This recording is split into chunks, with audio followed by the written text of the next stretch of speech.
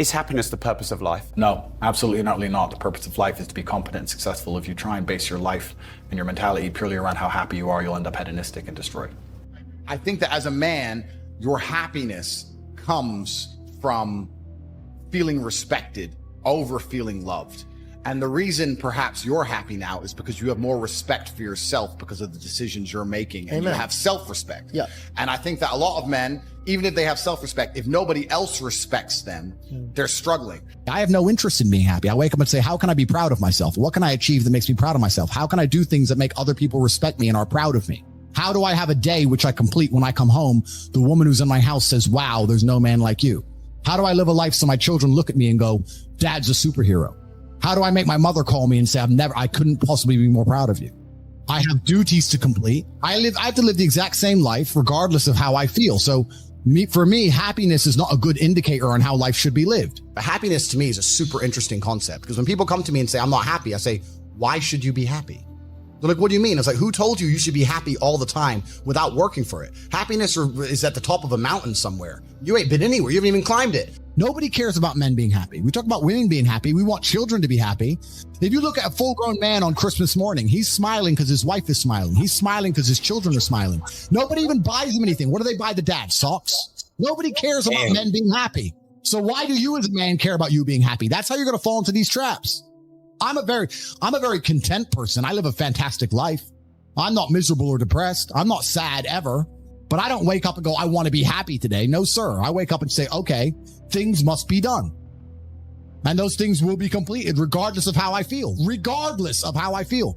You can lock me in a dungeon for an unknown amount of time in Romania, and I will still complete as many push-ups as I can possibly do in the dark by myself. What else am I going to do? Sit there and be sad?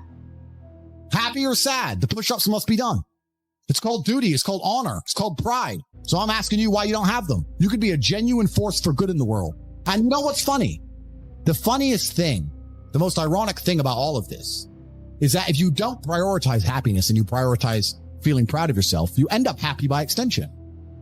I'm happy because I'm proud of myself because I have a fantastic life and mansions and supercars and money, most famous man in the world, thousands of love letters a week from beautiful women. Of course I'm happy, but I didn't ever choose to try and be happy. If I would have chosen to try and be happy, I would have never ended up happy. I don't want a woman to ever go through anything bad in her life. I think a man should go through it for her and protect her, because I think that's how she's her best self as a woman. But I think to be your best self as a man is the absolute opposite. And when someone emails me and says, this has happened to me, I'm like, good. No, what do you mean good? It's terrible. How else are you going to become important? How else are you going to find endless fire to get up and struggle in the face of the competition that's out here in the world? How else are you're going to do all that with a nice, cushy life? If any man's honest with himself, think about the biggest transformative stages in your life. Think about the times you got the most work done. It was a bad part of your life. You were heartbroken, or, you lost a house, or broke, or whatever. That's when you did shit. When everything was fine, the mortgage is paid, dinner's on time, it's kind of doop-de-doop-de-doo, little by little, do a little bit of work, do a little bit of relax. But the big events come from trauma. This is it. So it's a cheat code. It's a cheat code to climb the mountain. So when I get a message from whoever and he goes, my wife left me, I'm devastated. I say, I understand. I completely understand how hard it can be to lose a woman that you've given your entire life to. And you've done so many nice things. And then because of one thing you did, her innate and absolutely insane level of ungratefulness has turned her bitter, and she now talks to you like she hates you over one thing you've done after thousands of efforts showing how dedicated you are to her. And even now that you're prepared to die for her, she doesn't give a shit about you. I understand that pain. But my answer is, good, it's still good. Now take all of that pain, and instead of emailing me, do this. And then you're going to become the kind of person that women don't leave. Then you win. I think everybody on the planet has something to prove. If you walk through life and feel like you have nothing to prove, then you're a loser. If you wake up each day and go, I don't owe anybody anything, I don't have to prove anything to anybody, then you are a loser, because you are absolutely not incorrect. You must prove yourself to other people. You must prove yourself to your bloodline, as we just discussed. You must prove yourself to God. God hates the lazy. He can't stand them.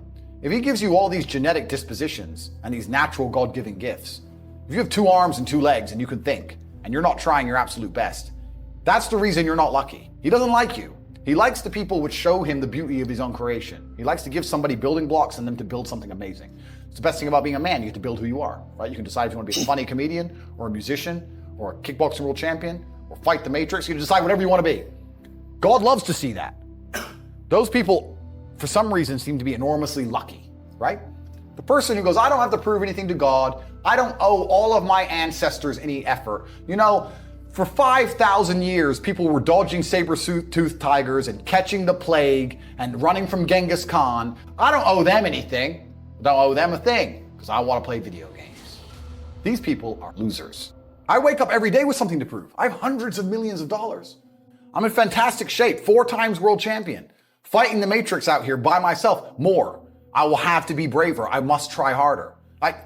All I do is prove myself.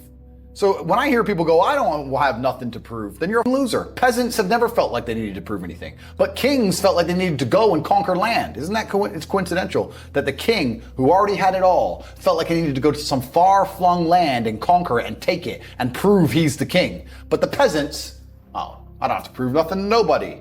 You're a loser then. You're a dummy. I absolutely and utterly, completely have everything to prove to everybody all of the time. That's who I am. I will prove anything to anybody. If I sit and say X, I will prove it.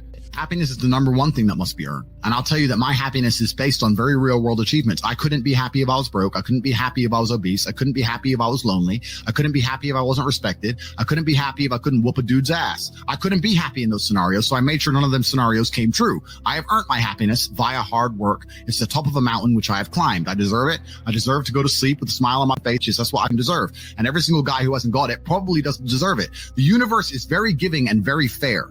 People seem to think that the world is unfair, and those are all the same people who tell themselves they're unlucky. I actually believe the opposite. I believe the universe is a very giving place. I believe God is a very giving being, and that the world all in all generally balances out and is pretty fair. If you're the kind of person who deserves a good life and works their ass off and genuinely wants it and tries very hard, guess what you get 99% of the time?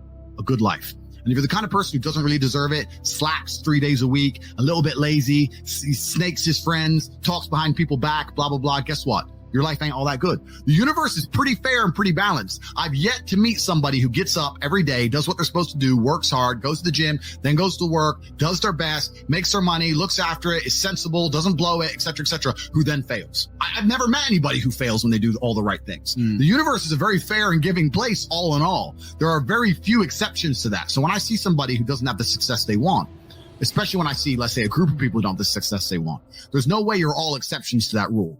You may want something, but you certainly don't deserve it. And that's why you don't have it. You shouldn't wake up and say, how happy am I today? How does that affect how I act?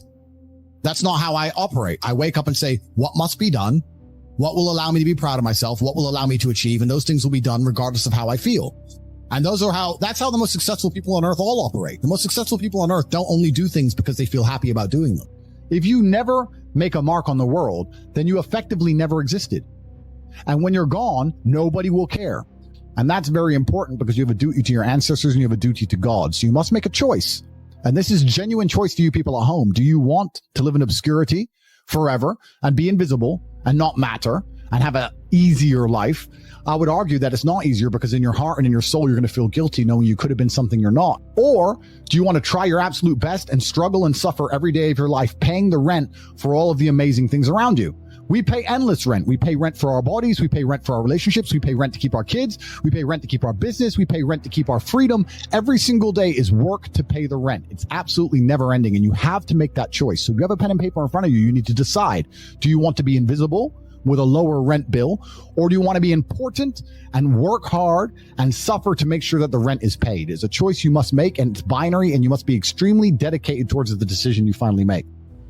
I refuse to accept that there are people out there who cannot become happy, contented individuals. I refuse to accept we live in a world where God has created people who, no matter how hard they work and how good their life becomes, can't be happy. I don't accept that. I accept that the universe is a very giving place and that God loves all of us. And if you try your best and you work hard, you can become a better person. The beauty of life as a man is to be great. So you have to sit here and ask yourself, do you want to be a happy loser that's insignificant? Nobody knows you exist. Women don't respect you. Men don't respect you. Nobody cares if you live or die, but you get to smile all the time. Or do you want to be one of the most important people on the planet with a little bit of stress? Alternatively, you can go out there into the world, try and implement your mark on the world, work hard, try to get rich, more money, more problems.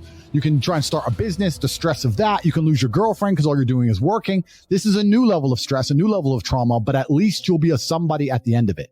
As a man, there is no easy life. Your life is not about being easy. Your life is not about being happy. Your life is always going to be difficult. All of the pain you feel, all of the sadness you feel, you're supposed to feel as a man, and you have two effective binary choices. You either go through the suffering and go through the trauma and go through the hardship it takes to be a man of value, or you suffer eternity as a nobody.